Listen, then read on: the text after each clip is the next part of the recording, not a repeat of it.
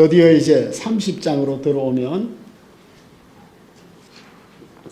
불탄 시글락으로 다시 돌아온 다윗. 거의 새로운 위기와 등극 준비가 되겠습니다. 다윗과 그의 사람들이 아벡에서 사흘 만에 시글락에 이르렀어요. 이 사흘 길도 뭐 열심히 내려왔겠죠.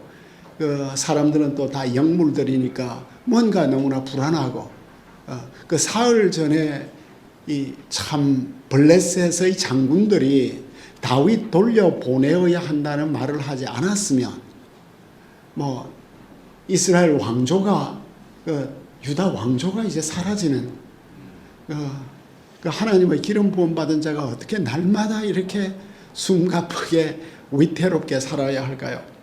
꼭 우리 목회 일선 같죠.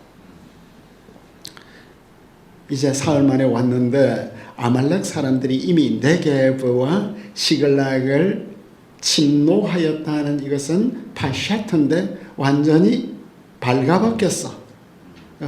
완전히 탈탈 털었어.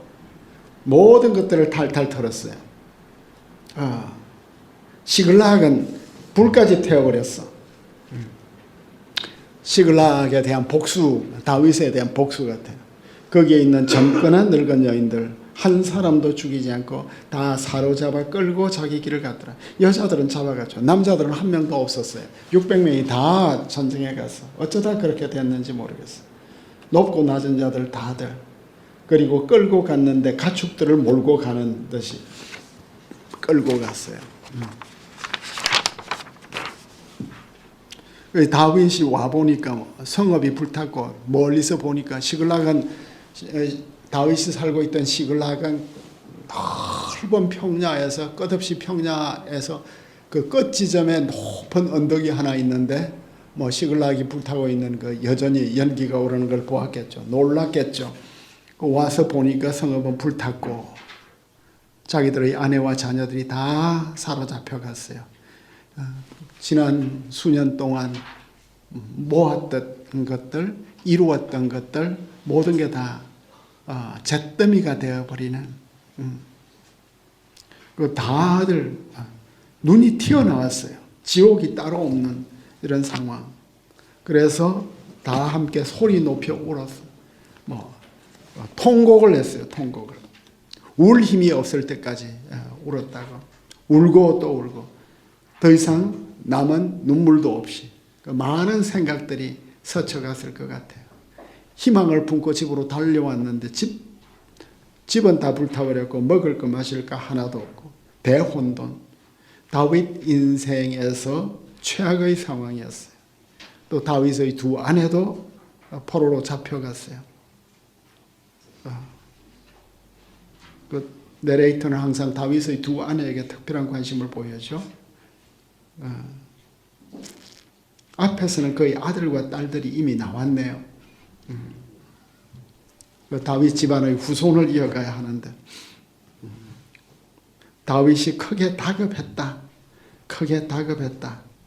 다윗이 막다른 골목에 이르렀는데 큰 공경에 빠졌습니다. 개인적으로 절망 상태고 인생 밑바닥에 던져진 거고, 그 다윗의 모든 부하들은 속이 썩였어. 그래서 다윗을 돌로 치려고 하는 이런 상황이에요.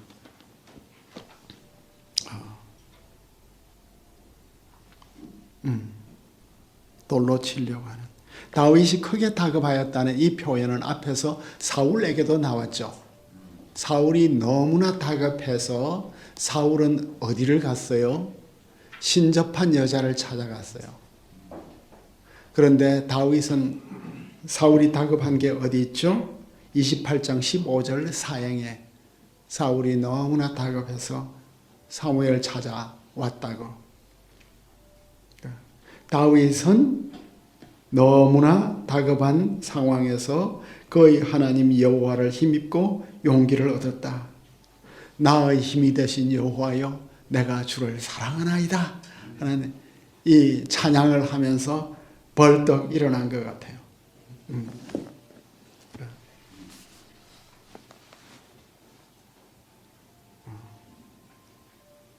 그러니까 믿음 가운데 힘이 확 치솟는 스스로 힘을 내다잖아요. 그죠? 하삭 히트파엘 형이에요.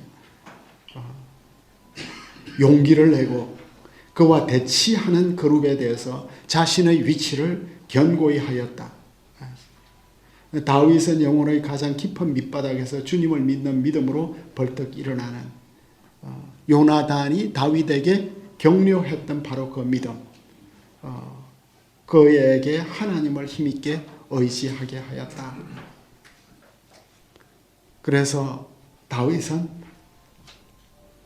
아비아달을 불렀어요. 원하건대 에봇을 내게로 가져오라. 그러니까 28장이 앞에 나온 게 절묘하죠. 그 사울하고 장면마다 대비가 돼요. 이제 다윗은 에봇을 부르는 거예요.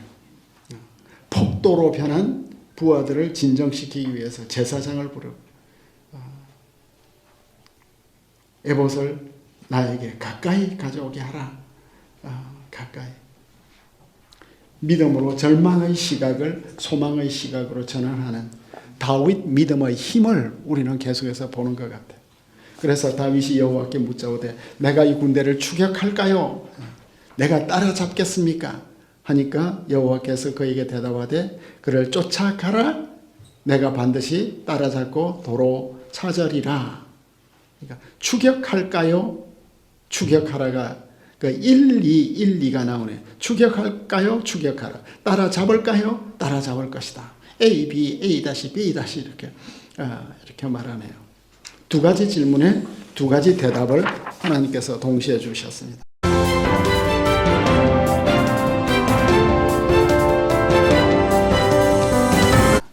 그래서 이제 다윗이 드디어 시글락에서 버소올 시내까지 끝도 없이 이제 추격해 갔는데 드디어 600명이 버소올 시내에 갔는데 쳐졌어요. 버소올 시내.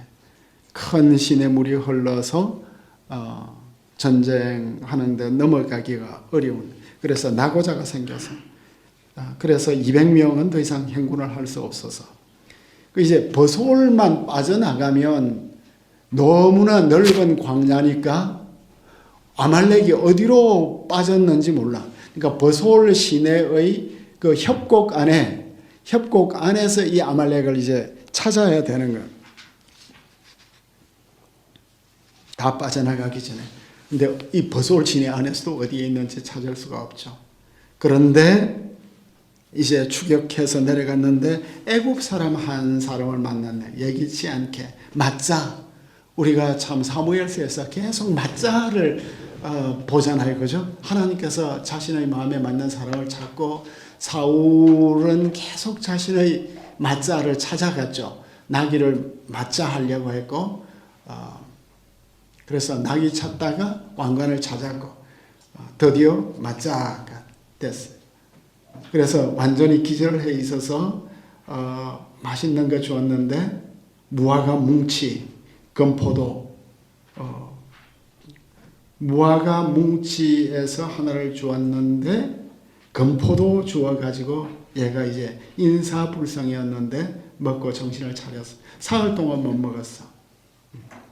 근데 이 죽어가는 아말렉의 폐잔병 상태에 대해서 이렇게 공들이는 이유는 뭐죠?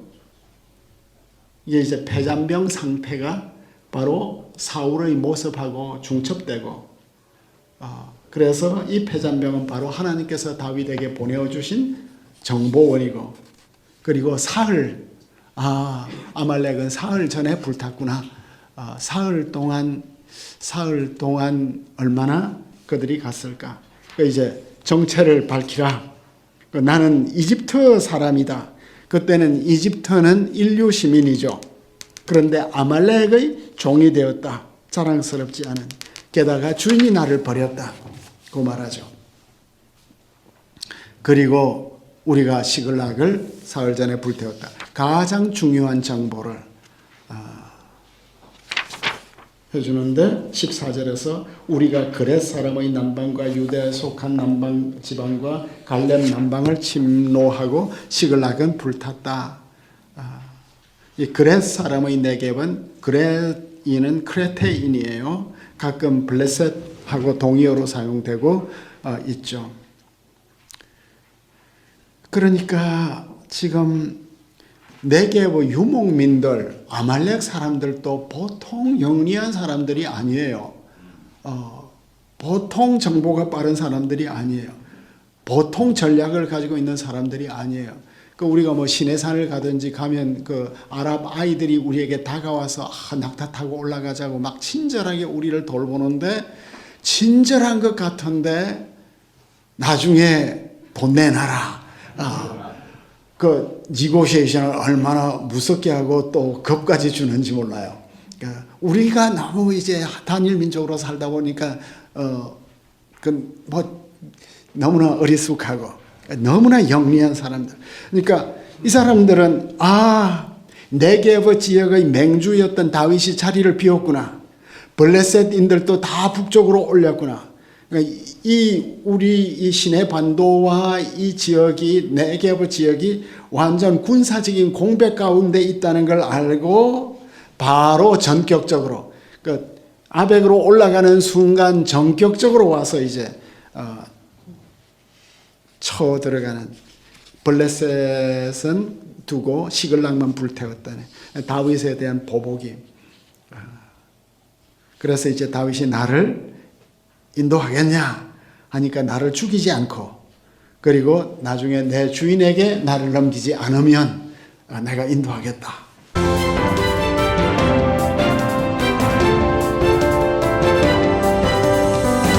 그래서 이제 그 다음에 바로 이제 갔는데 바로 아말렉의 모습이 나왔습니다. 그죠? 그들이 온 땅에 흩어졌고 블레셋 사람들의 땅과 유다 땅에서 크게 약탈하였으므로 말미암아 먹고 마시고 뿔뿔이 흩어져 있었어. 더 이상 전투 대형을 유지하지 않고 있어요. 먹고 마시고 춤추고 어마어마한 약탈을 한 거예요. 그동안 다윗에게 빼앗겼던 것보다 수십 배의 약탈을 해가지고 지금 그 넓은 지역에서 다 약탈을 해갔는데, 다윗이 새벽부터 그날 저문 후까지 그들을 쳤다. 여기서 이제 동틀 때까지 기다려야 되죠. 밤에 칠 수는 없죠. 그러니까 사울은 왜 군사 전략 훈련을 받지 않았나? 블레셋하고 전쟁을 할 때 한번 승리했다고 밤에도 치러 가자고 이야기를 했는데, 다윗은 밤에 이제 충분히 쉬게 했고, 그 다음날 새벽부터 쳤는데 그날 저물 때까지, 대부분 이튿날 저물 때까지라고 번역이 되고 있는데, 이튿날 저녁은 항상 그날 저녁이지 않아요. 저녁부터 다음 날이 이제 시작이 되니까. 그러니까 해진 후까지 또 쳤다. 밤에도 쳤다. 밤에도 쳤다. 새벽부터 밤에도 쳤다. 넓은 공간에서 긴 시간에 걸쳐서 도주하는 사람이 한 사람도 없었다. 다만 낙타를 타고 도망한 군인 400명이 있었다. 이게 제일 재밌는 장면 같아요. 왜 내레이터는 400명이 도주했다고 하는가? 포켈만이 이 점에 대해서 낙타 타고 도망친 아말렉 400명. 아말렉인들은 항상 다시 자라날 수 있는 제거 불가능한 잡초다. 15장 사건은 언제든지 다시 일어날 수 있다. 우리가 아무리 교회를 공격하는 세력들을 다 박멸해도 우리 교회 안에는 늘 새로운 아말렉이 일어날 것이다. 400명의 아말렉은 언제든지 새로운 힘을 가지고 일어날 수 있으니까 조심해라. 지금 전쟁이 끝났다고 방심하지 말라. 여전히 방어진지를 굳게 지키고 늘 영적인 전쟁을 할 준비를 하라. 아말렉 400명 도망친 것에 대한 포켈만의 해석이 제일 재밌었어요. 아말렉은 언제든지 다시 살아날 수 있겠구나.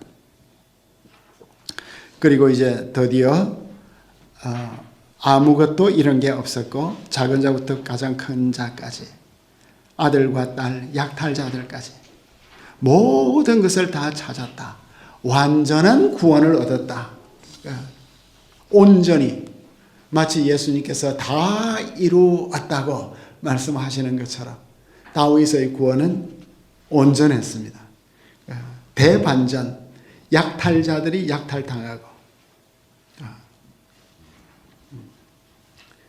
아말렉인들이 다 라카흐했는데 빼앗아갔는데 다윗이 모두 라카흐했다.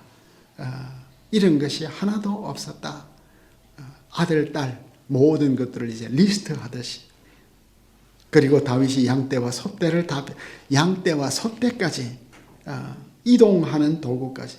그러니까 다윗이 순식간에 부자가 되었습니다. 그죠? 그리고 이것을 이름하여 다윗의 전리품이라. 이 타이틀 다윗의 전리품이라. 그러니까 돌아오면서 막 이 온갖 전리품들을 가지고 이제 장난치고 노래하고 기뻐하면서 이것은 다윗의 전리품이라 하면서 춤추고 노래했을 것 같은 모습을. 그래서 이리하여 아말렉이 빼앗아간 라카흐 상실, 다윗의 상실 이야기는 거의 충만 라카흐로 마무리되고 있어요. 다 찾았습니다.